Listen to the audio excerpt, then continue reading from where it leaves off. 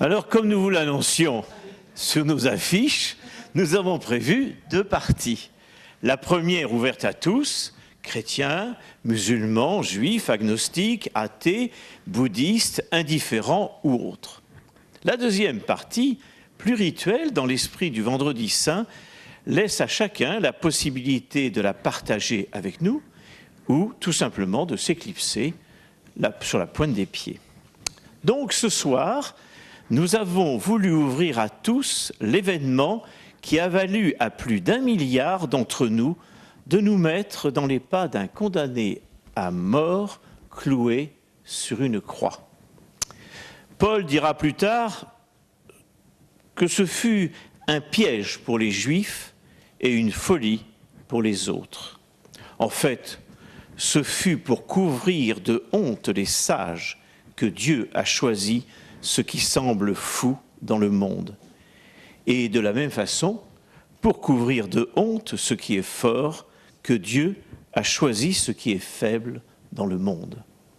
Ce soir donc, c'est notre humanité à fleur de peau que nous allons vous faire vivre à travers le ressenti de ceux qui se disent sages et ceux dont la faiblesse est à notre portée.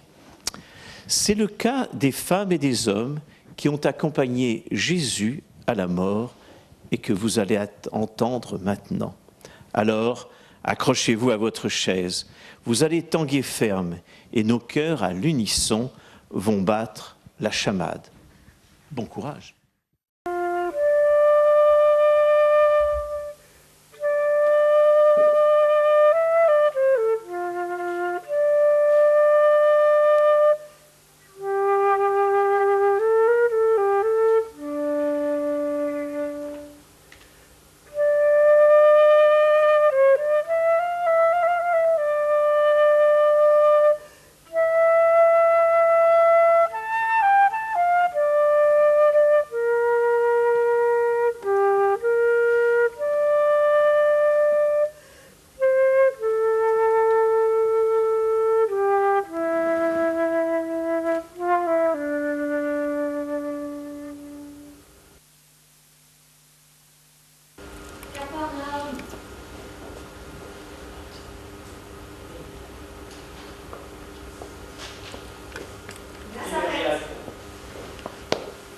Galilée. Cana. Bethléem.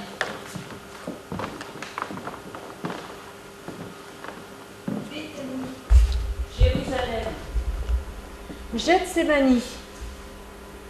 Siloé. Judée. Golgotha.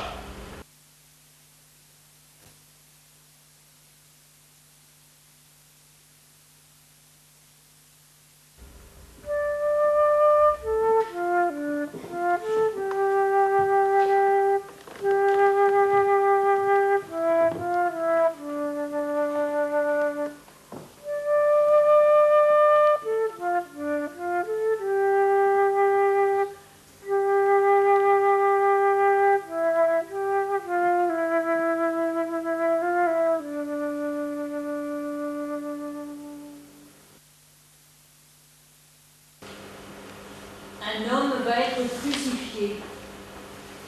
Il a été arrêté hier soir. Il a été emmené chez Pilate, chez les grands prêtres.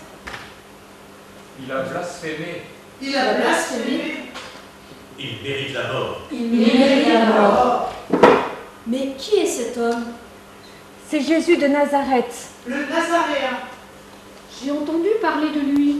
J'ai rencontré cet homme. J'ai croisé son regard, je l'ai suivi. J'ai cheminé avec lui sur les routes de Palestine. Je l'ai vu guérir des malades. Je l'ai vu donner à manger à une foule immense. Je l'ai vu pleurer à la mort de son ami Lazare. Je l'ai vu accueillir des pécheurs, leur pardonner leurs péchés.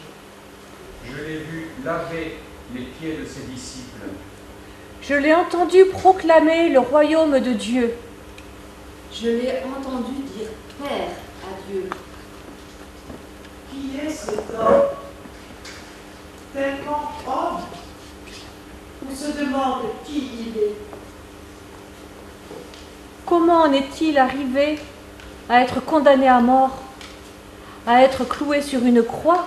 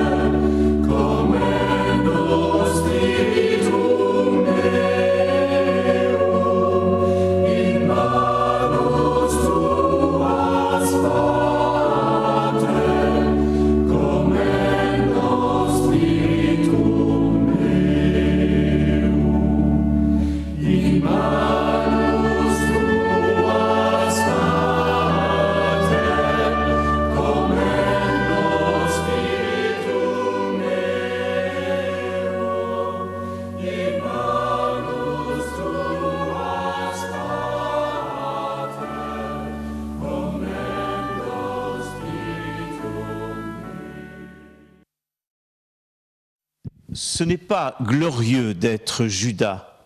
Je suis celui qui a livré Jésus, le Sauveur tant attendu, celui qui rendait espoir au peuple d'Israël, celui qui était attentif à tous. Si vous aviez entendu et vu ces foules qui le suivaient pour boire ses paroles et s'en trouver apaisés. De toute évidence, son royaume sautait aux yeux. Je pensais, comme tous ses disciples, que c'était maintenant que Jésus devait prendre le pouvoir. Pour cela, il suffisait de l'aider à sauter le pas et l'obliger à se manifester ouvertement face aux autorités politiques et religieuses. Alors, je me suis rapproché des grands prêtres pour arrêter le mode opératoire pour arriver à mes fins. Mais, pour tout vous dire, cela s'est précipité lors du repas de la Pâque. Nous mangions tranquillement ensemble quand Jésus a pris la parole pour nous dire qu'un de nous allait le trahir. Il y a eu un grand silence. Jésus a ajouté que le traître était celui qui trempait son pain avec lui. Tous les yeux se sont tournés vers moi. En effet, ma main était dans le plat. Alors Jésus m'a dit, « Ce que tu as à faire, fais-le vite. » J'ai quitté la salle et je me suis rendu chez les grands prêtres pour leur dire que le moment était venu. De là, nous sommes allés chez Pilate pour demander un détachement de soldats pour nous accompagner à Gethsémani. Je savais que Jésus y serait alors avec ses disciples. Lorsque nous sommes arrivés, il était seul en prière et à ses pieds, ses disciples dormaient. Je me suis avancé vers Jésus et je l'ai embrassé. C'était le signe convenu avec les soldats pour l'identifier dans la nuit. Ensuite, ils l'ont amené et je les ai suivis de loin, curieux de ce que Jésus allait enfin dire et faire en passant successivement devant Caïphe, Hérode, puis Pilate. Je n'en croyais pas mes yeux. Jésus acceptait dans le silence d'être bafoué et supplicieux devant tout le monde. C'était à n'y rien comprendre. Non seulement il ne prenait pas le pouvoir, mais il ne s'est même pas révolté. Aussi, quand j'ai vu Jésus prendre le chemin du Golgotha, il n'était plus que douleur et l'ombre de lui-même. La gloire que je lui rêvais s'était effacée. Mon sang n'a fait qu'un tour et pris de remords, j'ai voulu le sauver de la mort avant qu'il ne soit trop tard. J'ai couru chez les grands prêtres pour leur dire que je m'étais trompé et que je leur avais livré un sang innocent. Les grands prêtres m'ont chassé, ils m'ont dit « Oh, que nous importe, c'est ton affaire !» Et même en leur rendant leur argent, rien n'y a fait. Me voilà bien seul à porter ce meurtre. J'ai tué celui qui avait mis sa confiance en moi et moi, ma confiance en lui. Il ne me restait plus qu'à me pendre puisque lui était mort. Je ne pourrais plus espérer le revoir pour une dernière fois, le regarder dans les yeux et me nourrir de sa compassion et de son pardon. Vraiment, était-il irrémédiablement trop tard ?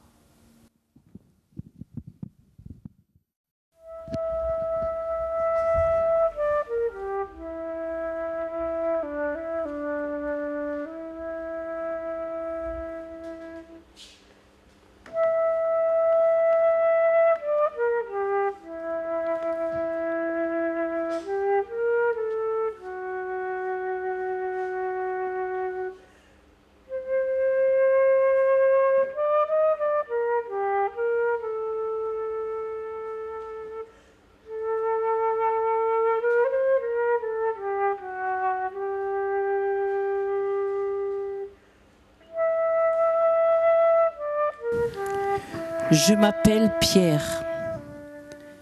Comme j'ai détesté entendre ce chant du coq, son cri pénétrant a percé mon cœur. Bien sûr, j'en avais déjà entendu chanter des coqs. En l'entendant, je me suis sentie comme dévastée.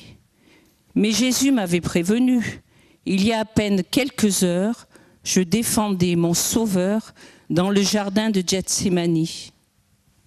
Impulsivement, j'ai tenté d'empêcher les soldats de l'appréhender en sortant mon épée. Je me souviens de la confusion lorsqu'ils ont emmené Jésus. La plupart des disciples ont pris la poudre d'escampette, mais Jean et moi avons suivi la cohue jusqu'au palais de Caïphe. Je ne sais pas, au juste, ce qui nous a attirés là. Peut-être nous sentions-nous contraints de savoir ce qui arriverait à Jésus. La maison de Caïphe était de l'autre côté de Jérusalem. Nous nous sommes frayés un chemin dans la noirceur des rues, tout en gardant une bonne distance derrière les soldats. Jean suivit les soldats jusqu'au vestibule où une grande foule était assemblée. Et si quelqu'un me reconnaissait ? Je venais juste de couper l'oreille du serviteur de Caïphe. C'était dangereux pour moi d'être ici. Mais où donc pourrais-je aller ? Tout d'un coup, une jeune fille qui était assise à la porte m'interpelle dans la cour. « Tu es un des disciples de cet homme, n'est-ce pas ?» Répondre oui m'aurait mis dans le trouble. Alors j'ai nié. Non, je ne suis pas un disciple du Nazaréen. Un autre homme dit, ce gars est l'un d'eux. Il était avec Jésus le Nazaréen.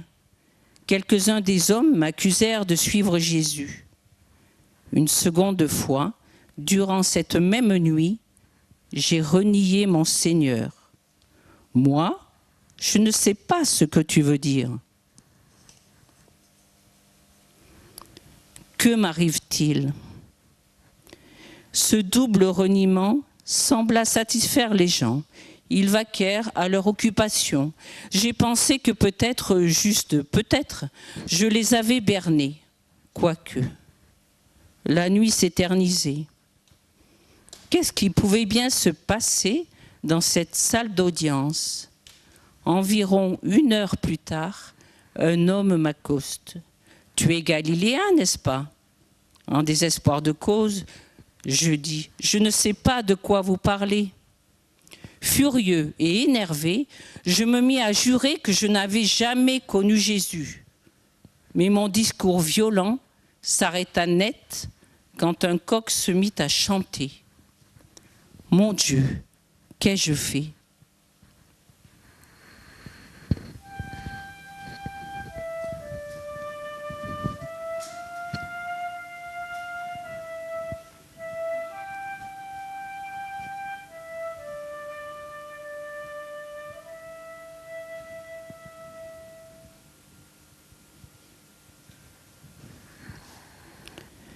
Moi, ton ardent disciple et ton principal défenseur, je suis devenu la voix du reniement. Je n'ai même pas été capable d'admettre que je te connaissais, Jésus. Quel genre de disciple suis-je? Pourtant, Seigneur, tu sais que je t'aime.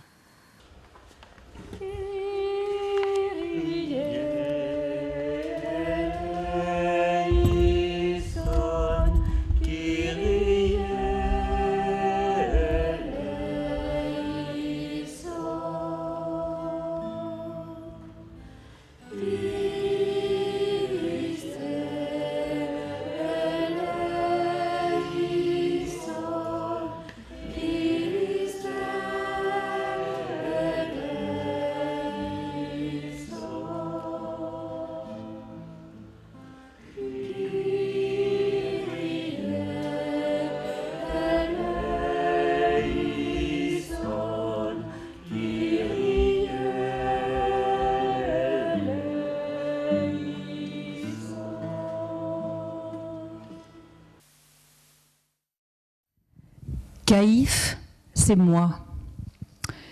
Je suis le grand prêtre qui a présidé au procès le plus inique de l'histoire, celui dont on parle encore.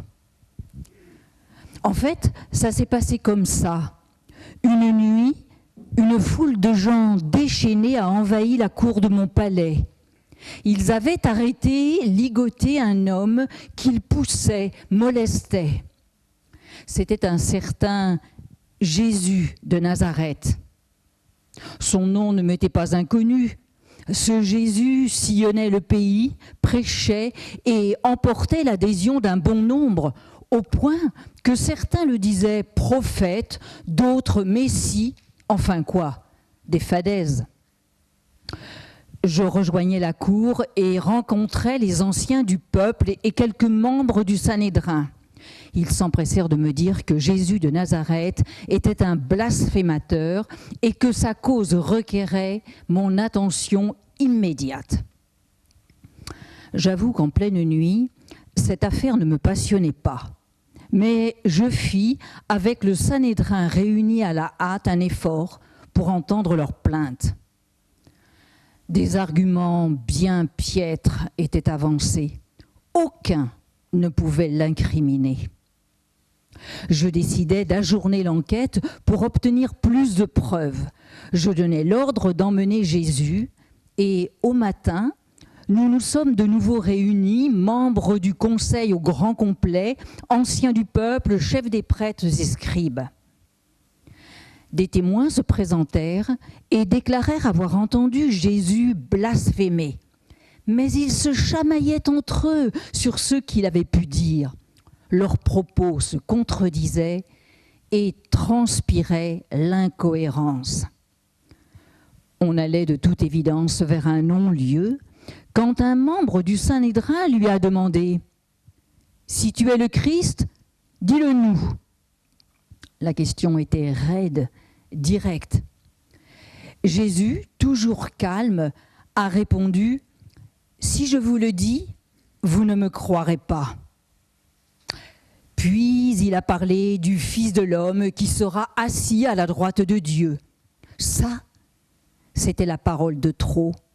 Elle a déclenché la colère du Sanhédrin et un de ses membres, sur un ton méprisant, lui a demandé « Tu es donc le Fils de Dieu ?» Et d'un coup, il a dit « Je le suis ». Comment a-t-il pu oser ? Il signait sa condamnation. La foule était hors d'elle. Les gens déchiraient leurs vêtements, l'injuriaient, blasphémateur, traître, païen. Ils le frappaient, lui crachaient au visage. Lui demeurait silencieux. Comment faisait-il pour garder une telle maîtrise ? Bien que n'ayant aucune sympathie ni pour lui ni pour son message, j'étais impressionnée. Plus la foule se déchaînait, plus moi je craignais et doutais. Je savais en effet que ce procès n'en était pas un. C'était radicalement une imposture. Notre loi ne permet pas que l'on tienne un procès la nuit. Et surtout, nous savions tous que cette arrestation avait eu lieu parce que nous avions payé le prix du sang à l'un des disciples de Jésus. Et voilà qu'ils attendaient que je prononce une condamnation. À quoi pensions-nous? Nous avions tout faux. Qu'est-ce qu'on dirait de cette farce dans les années à venir? Mais le regard de mon beau-père Anne, ancien souverain sacrificateur, me tétanisait. Pouvais-je nier que j'étais à mon tour grand prêtre sacrificateur grâce à son pouvoir et à son influence? J'étais la proie d'un dilemme. Ou bien j'exécutais ses souhaits et faisais plaisir aux principaux sacrificateurs, ou je respectais la loi, la justice, et je rejetais la cause. Je tranchais. Au fond, ce juif ne représentait rien pour moi. Mon beau-père, mon autorité, représentait tout. Ainsi, je déclarais coupable de blasphème ce Nazaréen innocent.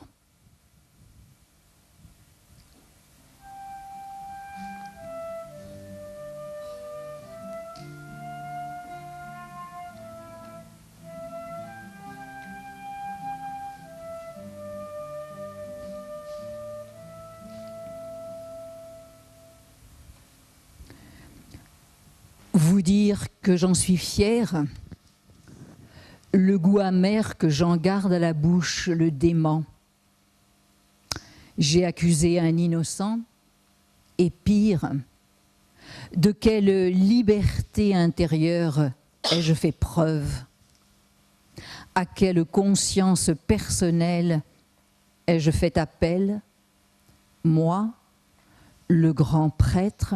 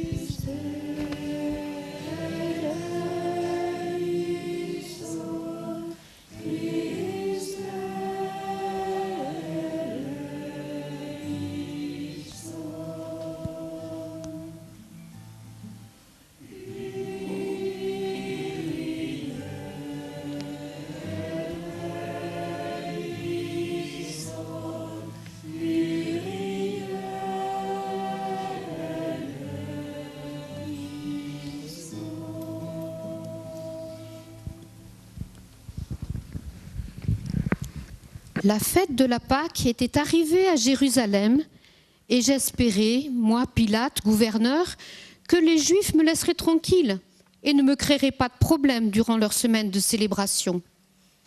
Or, ce vendredi matin, juste après le lever du soleil, je vis les chefs des prêtres, le Sanhédrin et les anciens qui s'en venaient vers mon quartier.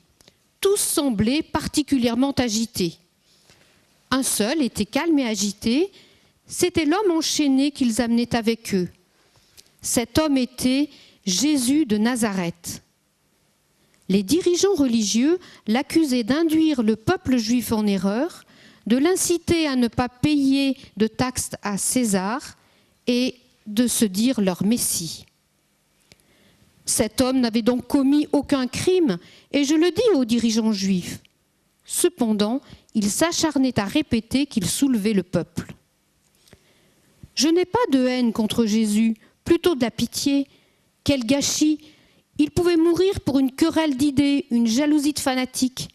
Si cela lui faisait plaisir d'être roi d'un autre monde, sans troupe, quel danger représentait-il? Mais les gens sont si susceptibles quand il s'agit de leur religion. J'étais prêt à libérer ce mystique, mais il ne m'aidait pas.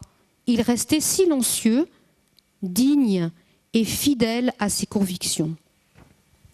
Je ne voulais pas avoir affaire à Jésus, et quand j'ai entendu qu'il était de Galilée, j'ai vu l'occasion d'échapper à cette responsabilité. La Galilée relevait de la juridiction d'Hérode Antipas. J'ai donc immédiatement envoyé cette bande de prêtres en colère chez lui, mais malheureusement, Hérode se moqua de ce Nazaréen, le fit revêtir d'un vêtement pourpre et avec mépris le renvoya à ma cour de justice. De nouveau, devant moi, les prêtres exigèrent la mort de Jésus. Je ne pensais pas qu'ils iraient jusqu'à réclamer sa crucifixion. J'ai donc tenu à leur dire « Je ne trouve rien en cet homme qui justifie les accusations que vous portez contre lui. Il n'a rien fait qui mérite la mort. » Mais ils refusèrent mon verdict. Comment alors moi, représentant du plus puissant empire au monde, pouvais-je me laisser impressionner par le sort d'un prophète de province et risquer d'être dénoncé auprès de César ? Je leur proposai un compromis. La coutume permet de relâcher un prisonnier chaque année dans le temps de la Pâque. Je désirais relâcher Jésus, mais les chefs des prêtres poussèrent la foule à réclamer Barabbas, un voleur et un meurtrier, à la place de Jésus. C'était incroyable. J'ordonnai alors de flageller Jésus. Ce châtiment était mieux que de se faire crucifier. Cela devait calmer les prêtres. Je présentai Jésus à la foule hurlante et pour la 3e fois, j'exprimai que je doutais qu'il soit coupable de quoi que ce soit qui mérite la mort. Mais la foule commença à crier « Crucifie-le! Crucifie-le » Que faire face à cet acharnement ? En vérité, cet homme Jésus ne méritait pas ça. Je savais ce qui était juste. Je savais ce que je devais faire, mais je n'ai pas eu le courage de le faire. Je voulais en finir avec toute cette histoire, et le seul moyen de m'en débarrasser était de livrer Jésus à la foule. J'ai demandé qu'on m'apporte une cuvette d'eau. Je me suis lavé les mains à son sujet et je l'ai remis à la cohue. Ils chargèrent Jésus du bois de la croix et l'emmenèrent hors de la ville, au mont du Crâne. Il est difficile d'affirmer son opinion quand on est face à une opposition. J'ai cédé à l'intimidation des chefs des prêtres. Je n'ai pas eu le courage de rendre justice. J'aurais dû élever la voix, mais je ne l'ai pas fait. Je n'ai cherché que la voie de l'échappatoire. En tant que politicien, j'étais habitué à faire des compromis. Mais ça, ce n'était pas un compromis, c'était de la lâcheté.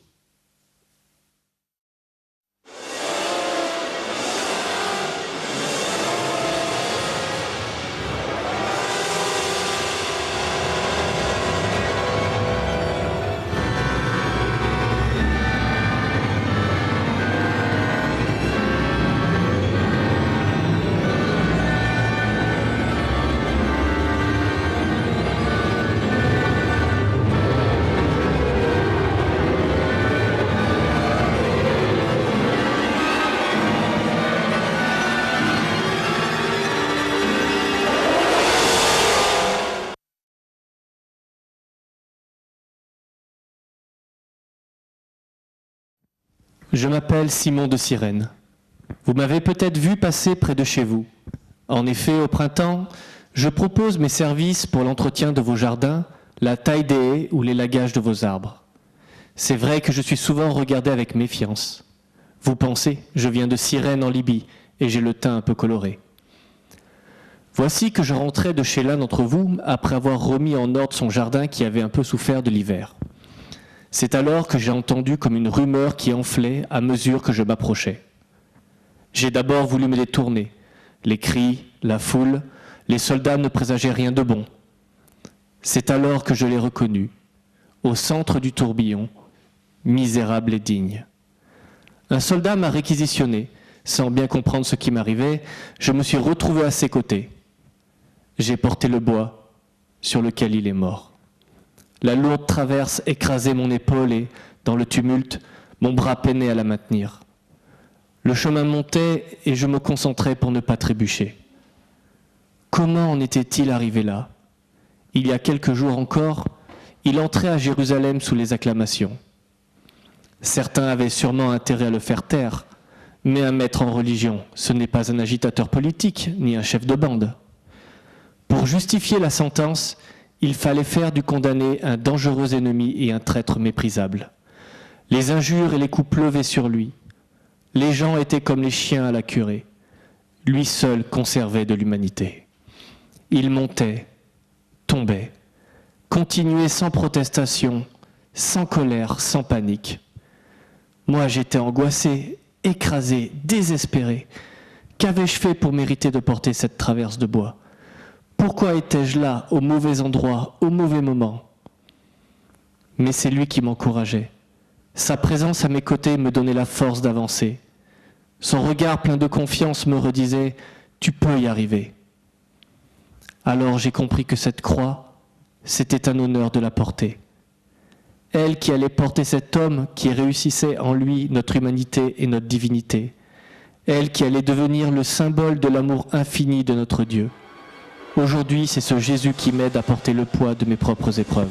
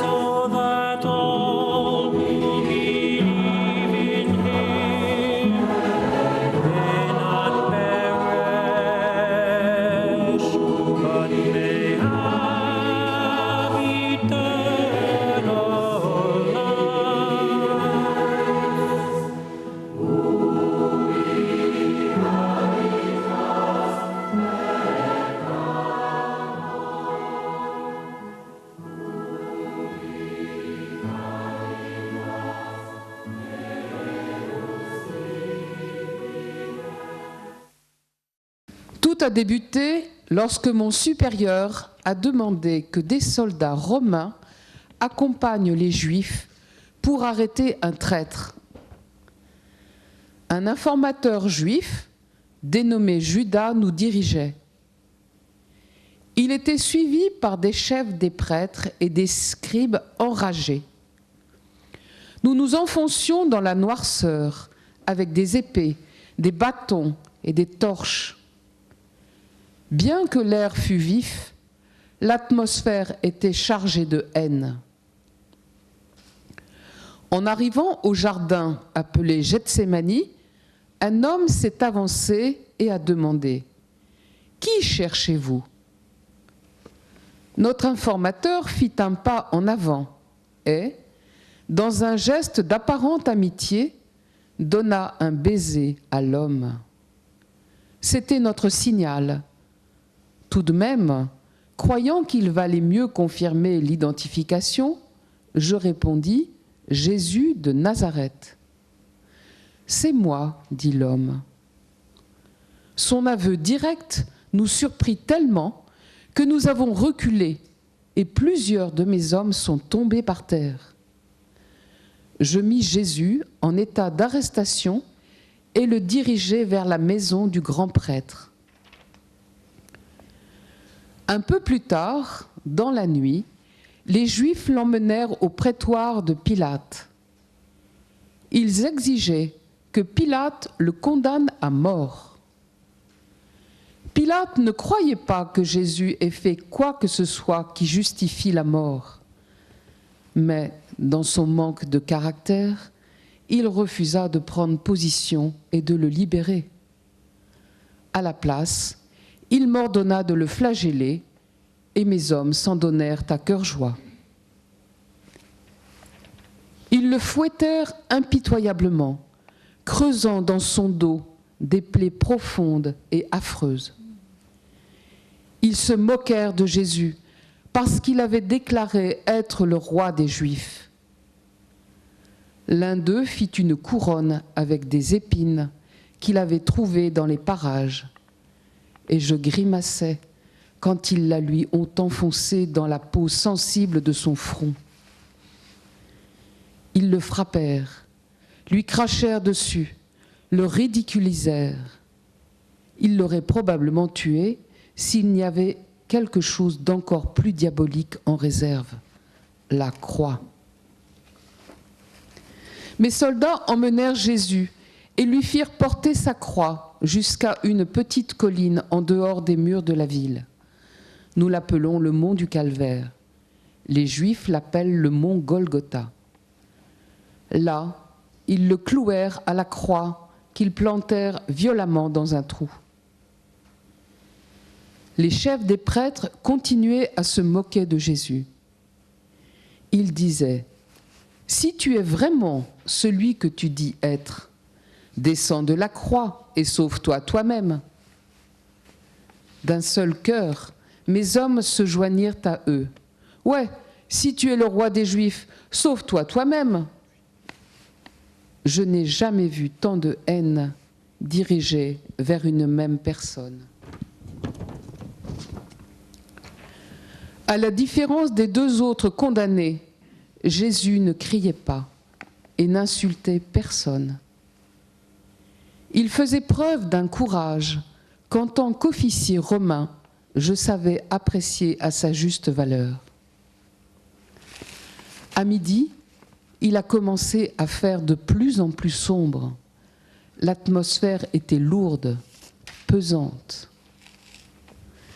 C'est alors que le Nazaréen a dit d'une voix forte : « Éloi, Éloi, lama sabachthani » Il y eut un frisson dans la foule. J'ai demandé à un juif de me traduire ce qu'il venait de dire. Il m'a répondu que c'est le premier verset d'un psaume qui dit « Mon Dieu, pourquoi m'as-tu abandonné ?» J'étais bouleversée. Lui, abandonné par son Dieu ? Comment est-ce possible ? Jusqu'où sera-t-il abaissé ? Il a encore dit 2 ou 3 mots, puis ses jambes se sont relâchées, ses bras se sont tendus, et j'ai compris que c'était la fin. La terre a tremblé, comme si les enfers s'ouvraient pour mieux accueillir cet homme rejeté de tous et même de son Dieu. Des crucifixions, j'en ai présidé plusieurs, mais celle-là était différente. Jamais personne n'est mort comme le Nazaréen. Ça n'a aucun sens, mais je suis sûre que cet homme était plus qu'un prophète. Je crois vraiment qu'il était le Fils de Dieu.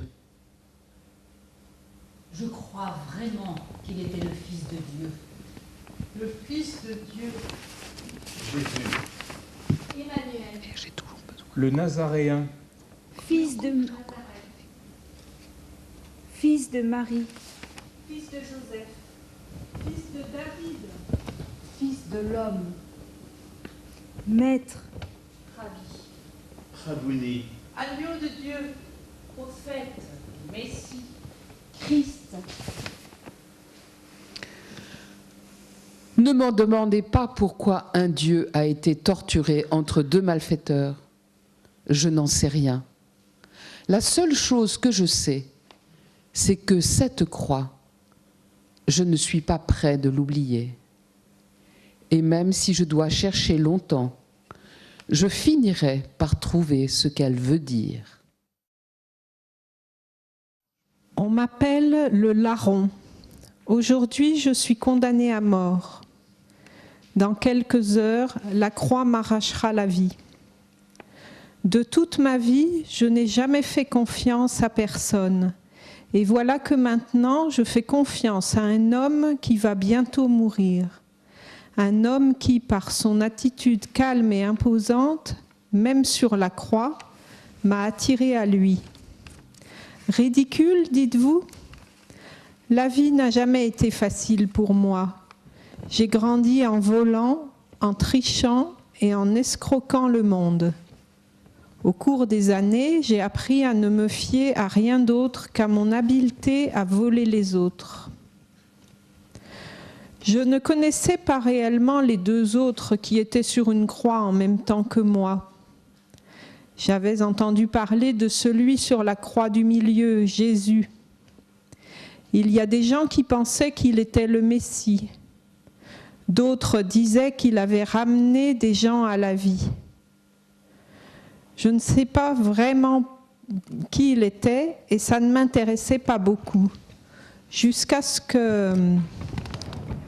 On s'était tous fait battre physiquement, mais surtout lui, celui du milieu. J'ai entendu les soldats se moquer de Jésus et le ridiculiser. N'ayant rien à perdre, je me suis jointe à eux. Le gars sur la croix, à l'autre bout, a fait pareil.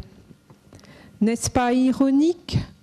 Nous nous moquions de celui qui était sur une croix entre nous et nous allions mourir de la même façon. Je le surveillais, je remarquais comment il répondait à la raillerie.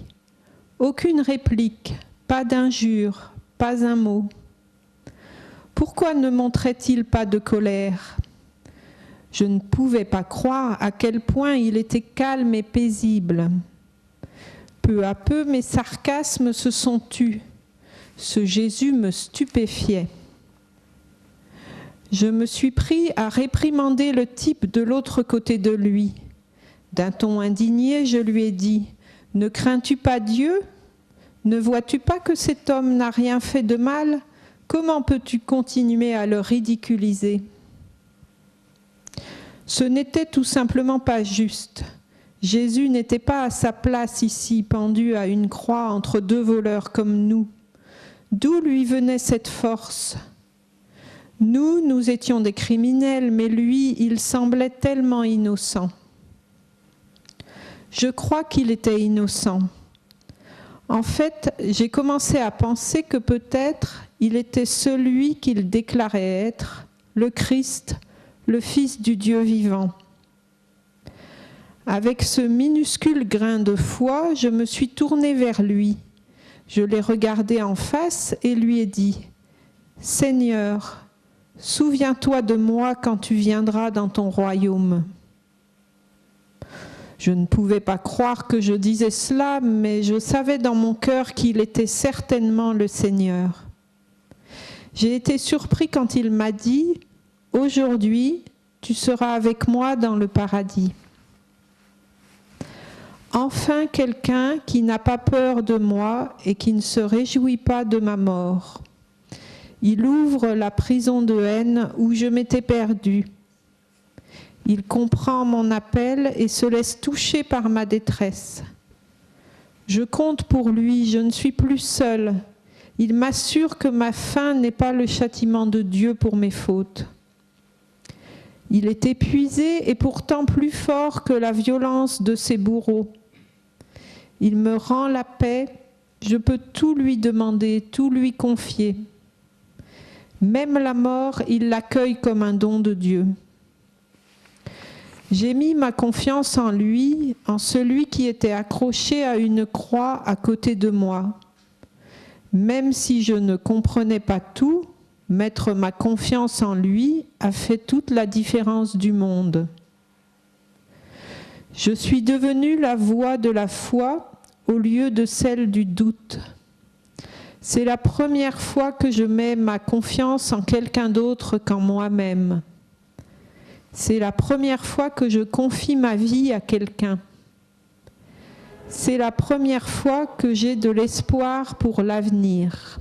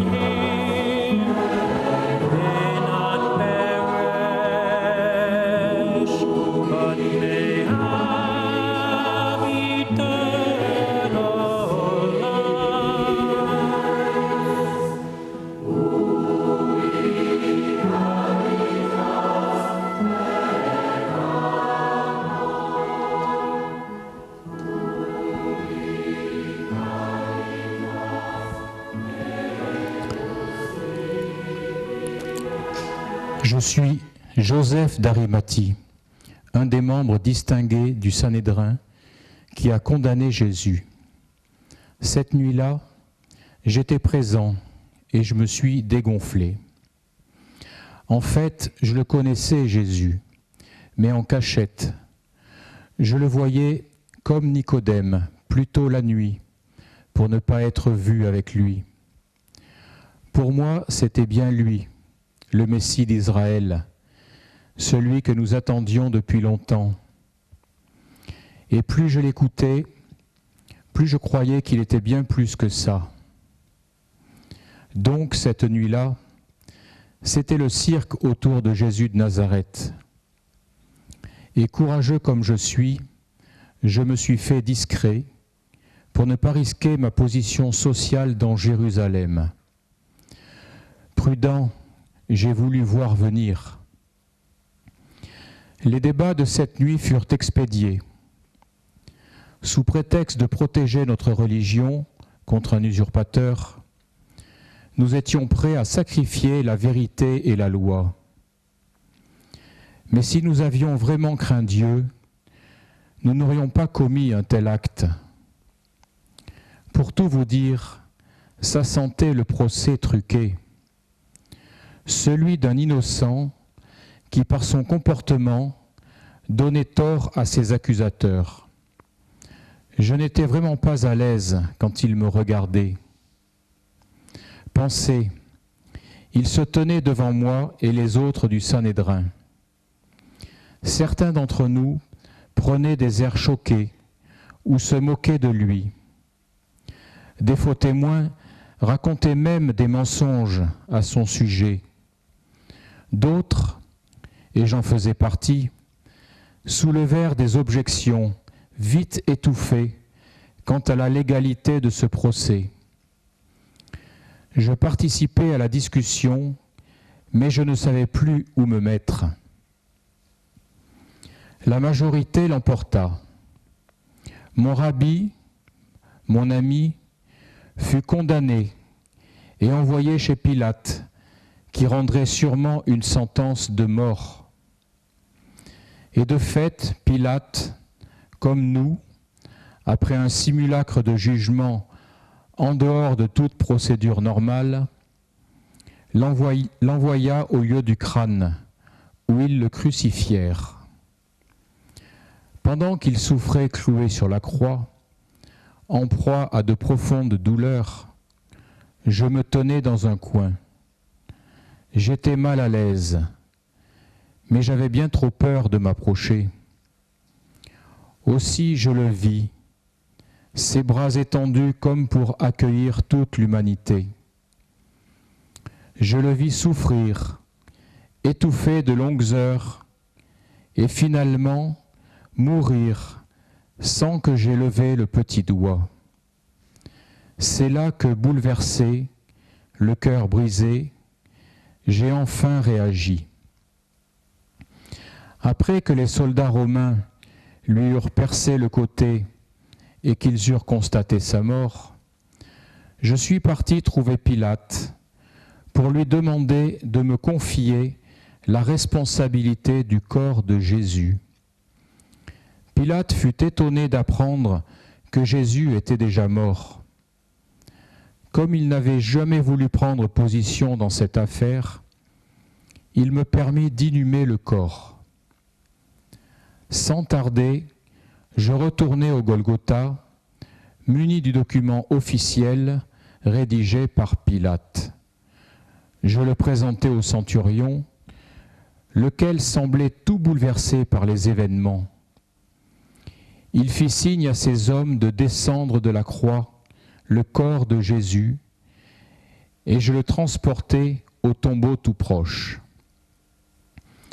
Averti par mes soins, Nicodème m'attendait. Et comme c'était bientôt le sabbat, nous nous sommes mis rapidement au travail. Après avoir déposé le corps de Jésus dans le tombeau familial, nous avons roulé une grosse pierre devant l'entrée. Plus tard, Pilate fit sceller le tombeau et ordonna que des soldats romains montent la garde devant pour que personne ne vole le corps de Jésus. Je me demande encore aujourd'hui, en vous racontant ça, ce qui m'avait donné le courage de faire tout ce que j'ai fait. Parce que j'étais bien au courant de la loi romaine, selon laquelle les condamnés à mort perdent le droit d'inhumation. Je savais aussi que Pilate haïssait les Juifs, et même les membres du Sanhédrin. Mais plus que tout, je savais que de toute façon, je serais chassé du Sanhédrin, et que c'en était fini de mon passé de notable. Alors, en m'affichant ouvertement et en plein jour comme disciple de Jésus, c'était comme une renaissance pour moi. Nicodème tenait de Jésus cette parole. En vérité, je te le dis, à moins de naître de nouveau, nul ne peut voir le royaume de Dieu. Aujourd'hui, je me rends compte que je suis passé à côté de l'essentiel. Pourquoi ai-je ainsi manqué de courage pour réagir face à l'injustice ?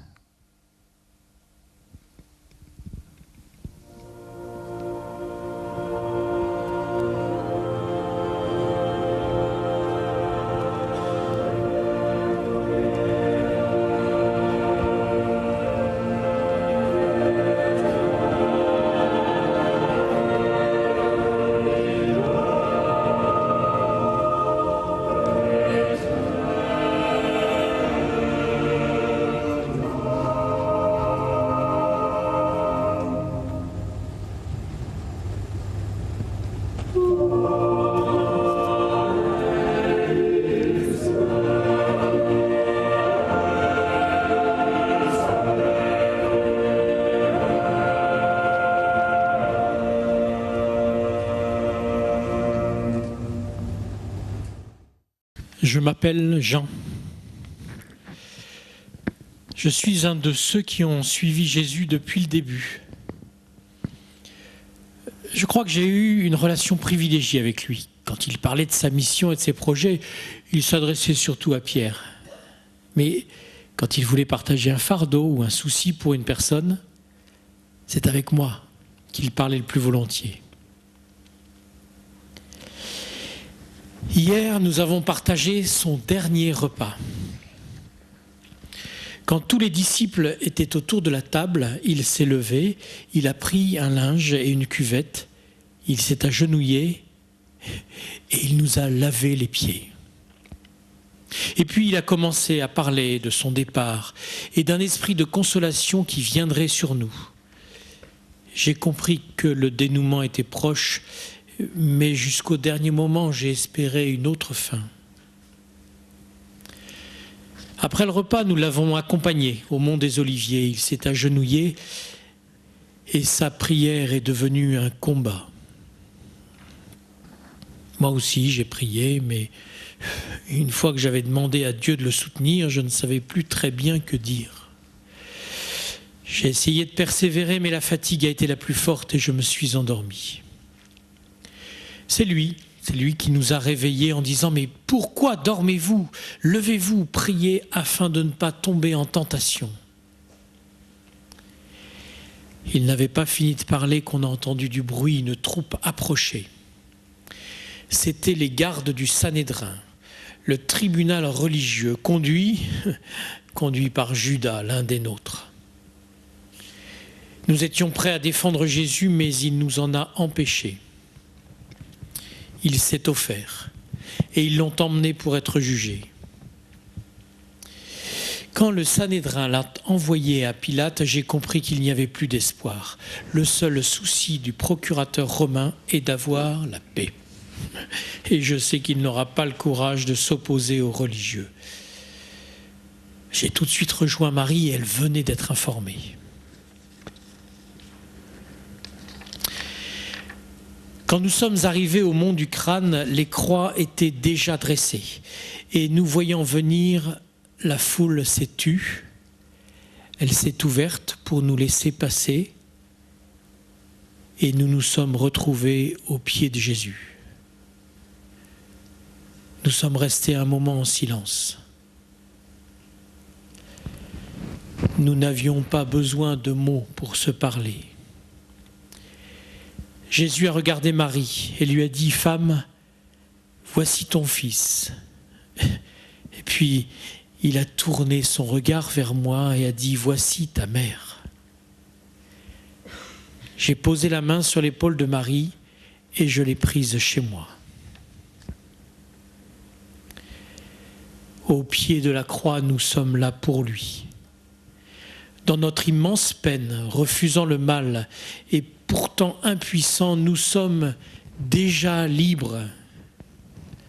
Celle qui l'a mise au monde l'accompagne jusqu'au bout, délivrance du travail de toute une existence, fidèle consentement à donner chaque instant de la vie de son fils pour le laisser accomplir une mission qui dépassait toute ambition. Malgré le mal, l'obscurité, la violence, l'injustice, j'ai eu à ce moment-là la certitude que c'est lui qui avait raison et que son combat était le bon.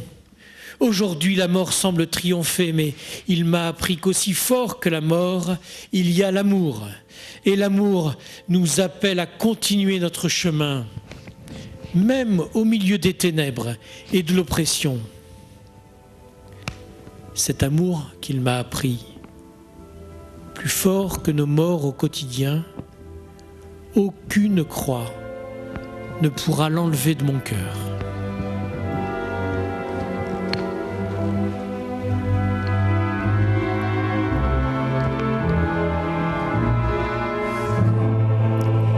C'est moi, Marie. Je me souviens de ce jour où l'ange Gabriel est entré chez moi. Avoir été choisi par Dieu m'a bouleversée.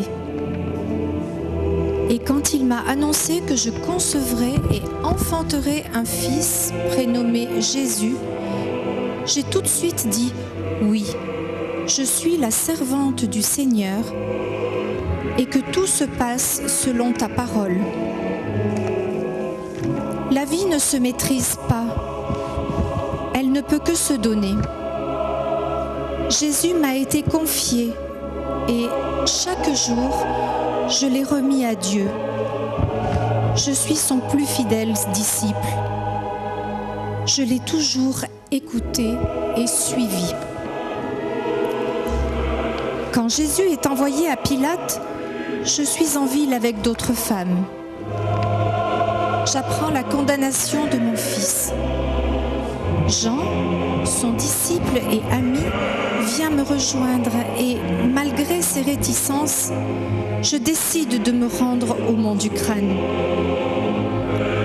Je l'ai accompagné à chaque instant de sa vie afin qu'il puisse accomplir sa mission. Aurais-je pu l'imaginer ainsi ? J'éprouve une immense peine, mais je le soutiendrai jusqu'au bout. Au pied de la croix, après un moment de silence, Jésus me confie à Jean. Quelle belle preuve d'amour! Et c'est devant mon fils sur la croix que me reviennent les paroles d'un vieux sage nommé Siméon. C'était le jour de la présentation de Jésus au temple, alors qu'il n'était encore qu'un nourrisson. Il m'a dit ces paroles étranges. « Toi-même, un glaive te transpercera le cœur. » C'est maintenant que j'en saisis tout le sens. Mais comment aurais-je pu le retenir ? Une mère peut-elle abandonner son fils ? Non, je ne le crois pas. Je ne peux être nulle part ailleurs qu'ici, avec lui. Rien ni personne ne pourrait m'en empêcher. Je sais maintenant que son heure est venue. Tout est bientôt terminé. Il va enfin être délivré. Il ne s'est pas refermé ni découragé. Il ne regarde pas le mal. Les provocations, les abandons, Les trahisons ne l'empêchent pas d'aller jusqu'au bout, pour Dieu, mais aussi pour nous. Il se donne tout entier, librement. Sa mort sur la croix n'est pas un châtiment de Dieu pour nos fautes. La mort est vaincue et l'espérance sera ainsi rendue au monde. Et c'est lui qui me conduit au-delà de ce que je n'aurais jamais désiré. Il me soutient encore et m'entraîne plus loin sur le chemin de la vie. Je crois que ma vie n'aura été que prolongement de mon oui à l'ange Gabriel.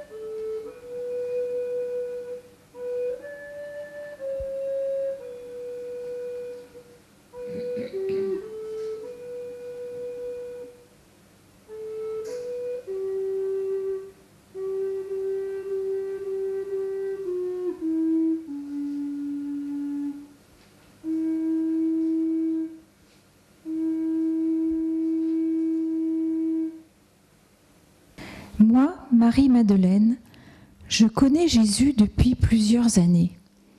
Je faisais souvent partie de la foule lorsqu'il enseignait sur l'amour, la joie et la paix.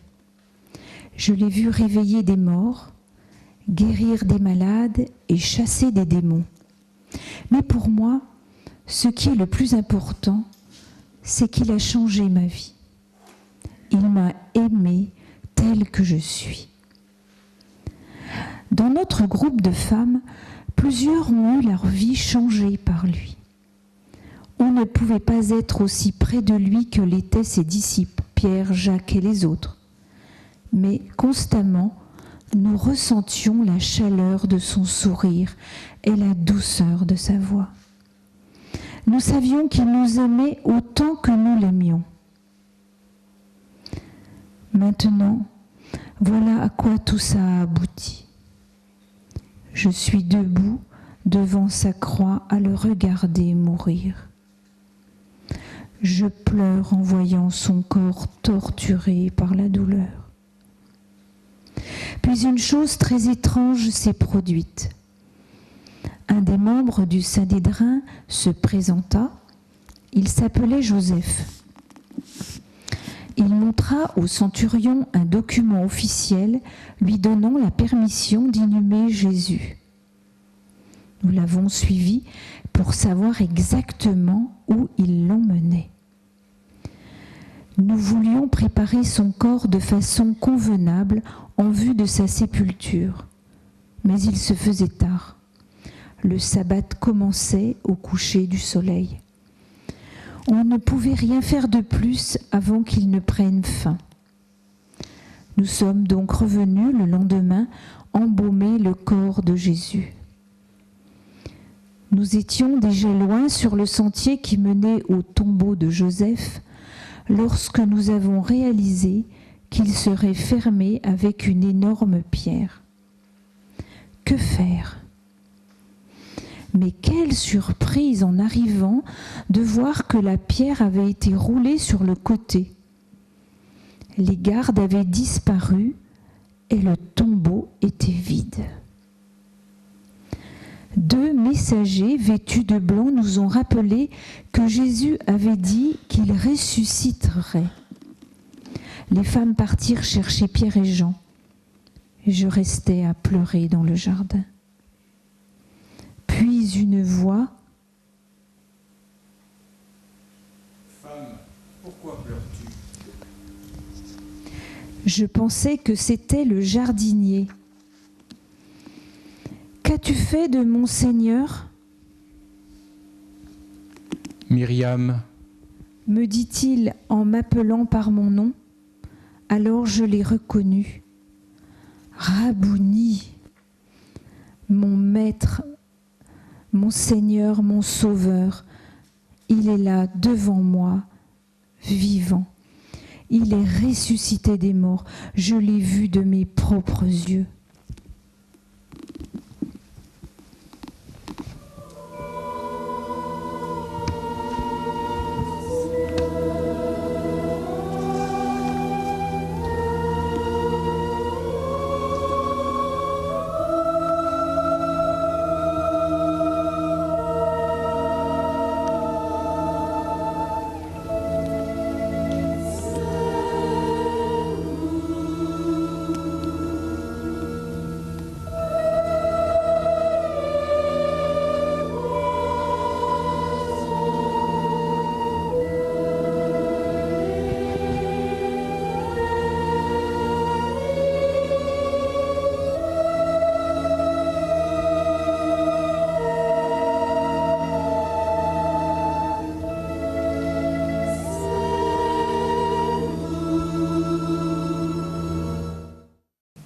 Moi, Thomas, le disciple de Jésus, j'étais là ce soir-là.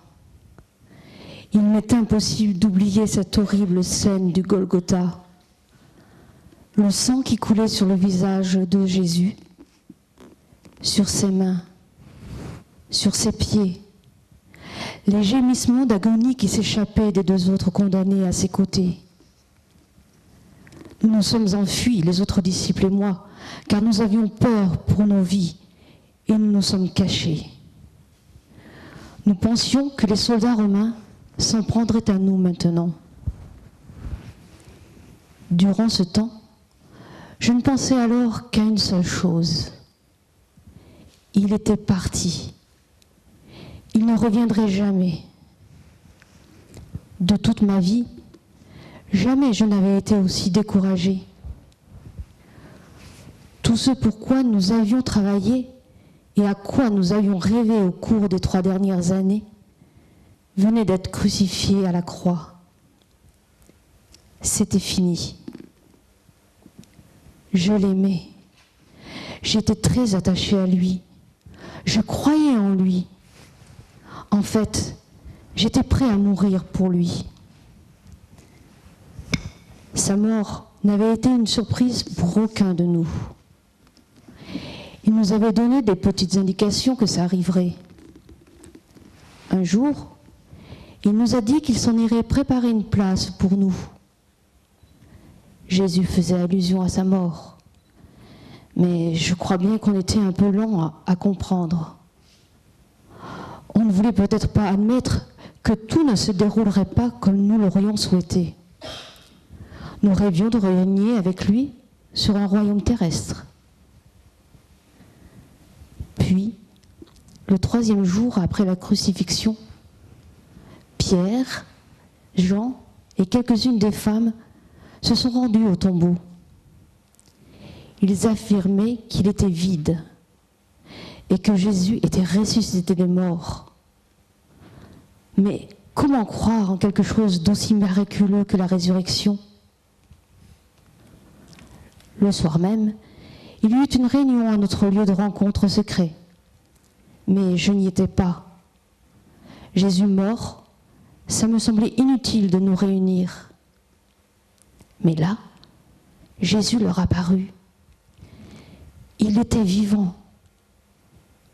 Je ne pouvais pas le croire, à moins que je ne le voie et ne le touche, que je mette mes mains dans les marques des clous. Je ne voulais pas seulement entendre parler de lui par les autres disciples. Je voulais le toucher, savoir réellement qu'il était vivant. Environ une semaine plus tard, mes amis se réunirent à nouveau dans la même salle. Cette fois, j'y étais. Et c'est là que Jésus est apparu au milieu de nous. Alors, se produisit une chose des plus surprenantes. Il m'appela par mon nom et dit « Thomas, mets tes doigts ici, dans les marques des clous. Mets ta main dans la plaie dans mon côté, et crois. » J'étais époustouflée, sidérée. C'étaient les demandes exactes que j'avais exprimées pour pouvoir croire. Que dire de plus? Il m'a à jamais enlevé mes doutes. J'étais remplie d'une joie merveilleuse. C'était manifestement Jésus. Je tombai à genoux et dis « Mon Seigneur et mon Dieu ». Je suis l'une des 12 voix de Pâques. J'admets que je fus la voix du doute, mais plus maintenant.